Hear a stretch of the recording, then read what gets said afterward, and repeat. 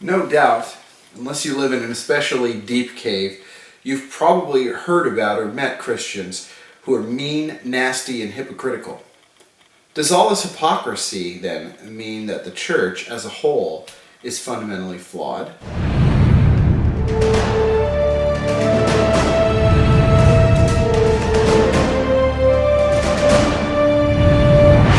It's not uncommon to hear about people turned off from the church because of hypocrisy.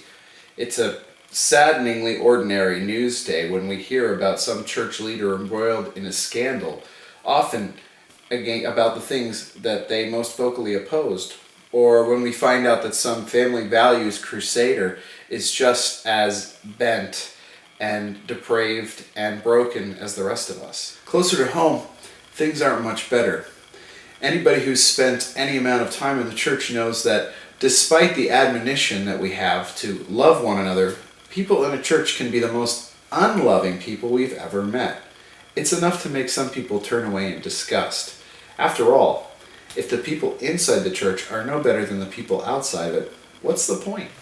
I'll be the first to admit that there are a lot of things that go on in the church that don't look anything like the call that Jesus gave it. Well, does that mean that the church is useless? Well, some people certainly seem to think so. This profound disappointment with the church has at its root a mistaken assumption about what the church is. Is the church a place where the moral gather to celebrate their own goodness and to condescendingly export that goodness to those who don't measure up? Or is the church a place for the weak? The people who are just like the rest of us, except for a commitment to letting Jesus work with them in those places of weakness. You see, the church isn't a country club for the morally elite. It's a hospital for the morally weak. Were I to spend an entire day wandering the halls of my local hospital, might I conclude from just the sheer number of sick people that this whole public health care system is a waste of time and money? Now, of course, I understand that people aren't sick because they're in the hospital. They go to the hospital when they're sick because being there is their best chance of recovery. It's the same in the church. People aren't a part of the church because they've got it all together. People are a part of the church because they realize that they don't. But does that mean that the church is, like so many of the Enlightenment thinkers said, a crutch for the weak? Yeah. It's just that according to the Christian worldview, we're all broken.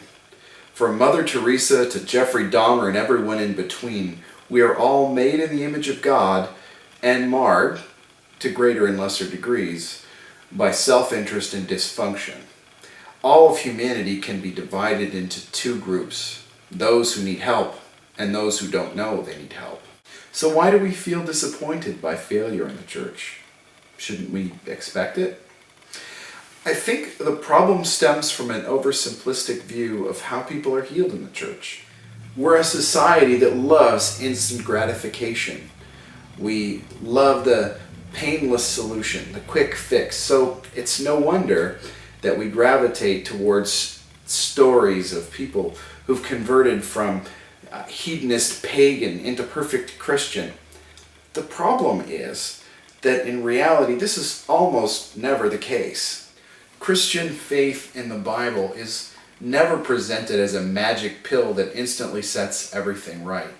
If it was, Jesus wouldn't have spent years training his disciples, and Paul wouldn't have had to have written so many letters begging Christians not to behave in ways that were completely inconsistent with the message of Jesus. So the church is a place for failures.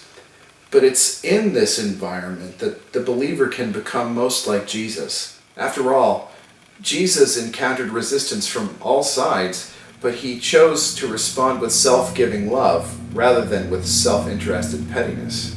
To the believer who wants to become like Jesus, to learn how to love those who don't deserve to be loved, to offer forgiveness to those who don't deserve to be forgiven, then perhaps the church, with all of its pettiness and hypocrisy, is just the place he or she needs to be. Stay tuned to this video series. In the next installment, Mark asks the question, is the Bible outdated? Don't want to miss any of the videos in this series? Hit the subscribe link below. And most importantly, keep searching.